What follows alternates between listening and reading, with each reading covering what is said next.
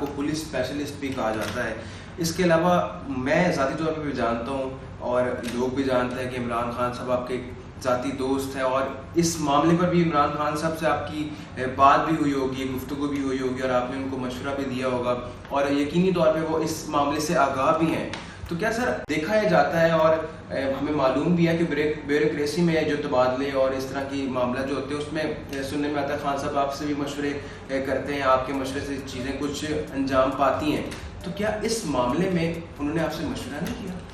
نہیں, میں یہ تاثر ضرور ہے کہ وہ میرے سے مشورہ کرتے ہیں اور کچھ معاملات میں کر بھی لیتے ہیں, لیکن ایسی بات نہیں ہے کہ وہ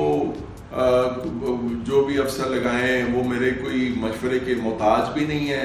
پابند بھی نہیں ہے. نہ ہی میں یہ چاہتا ہوں کہ ہر معاملے میں میں اپنی ٹانگ اڑاؤں یا میں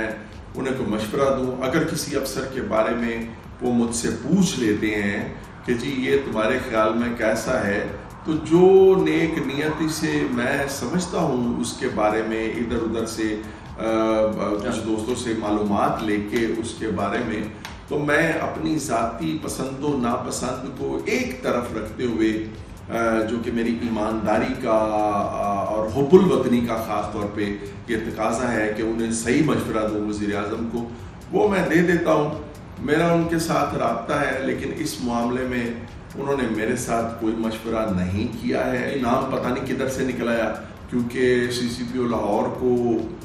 یہ تبدیل کرنا چاہتے تھے, اور جو پرانے سی سی پی او لاہور ہیں ذوالفقار حمید صاحب, ان کے اوپر یہ چھاپ لگی یا لگائی گئی کہ جی وہ نون لیگ کے خاص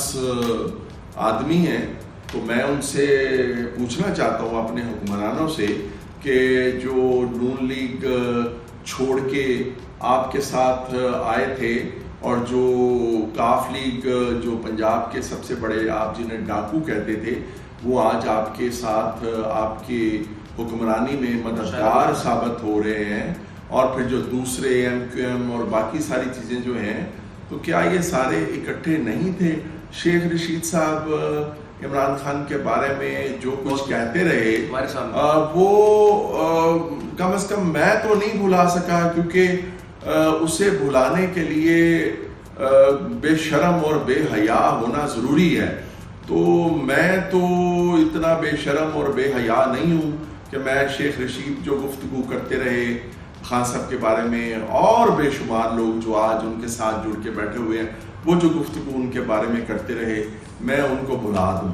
تو اگر سیاسی حوالے سے وہ نون لیگ کے لوگوں کو, ان کے آگے پیچھے دم ہلانے والوں کو اپنے ساتھ ملا کے بیٹھے ہوئے ہیں, تو جو انتظامی حوالے سے ان کے ساتھ تھے ان کو ساتھ ملانے میں کوئی کیا حرج ہے. اور میں آپ کو بتاؤں, افسر کسی کے نہیں ہوتے, یہ صرف گورنمنٹ کے ہوتے ہیں. یہ غلط فہمی ہے کہ جی یہ فلاں کے ہیں فلاں کے ہیں. جو گورنمنٹ کی پالیسی ہوتی ہے, ایک ایماندار افسر جو ہے وہ اس کو فالو کرتا ہے, ان کے اچھے کاموں کو اپریشیٹ کرتا ہے, آگے بڑھاتا ہے. اگر وہ کوئی غلط کام کہیں گے, ظاہر ہے کہ وہ اس پہ ریزسٹ کرے گا, اس کے راستے کی رکاوٹ بنے گا. ہوتا یہ ہے کہ جب کوئی افسر حکمرانوں کے غیر قانونی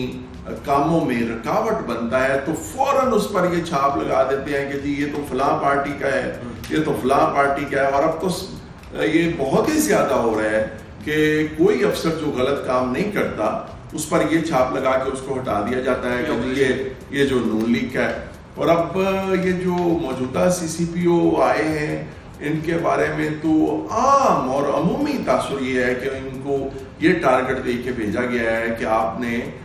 جو ہے وہ پنجاب میں نون لیگ کو ختم کرنا ہے. اگر یہ بات درست ہے تو یہ ہو نہیں سکے گا, اس سے خرابی ہی ہوگی,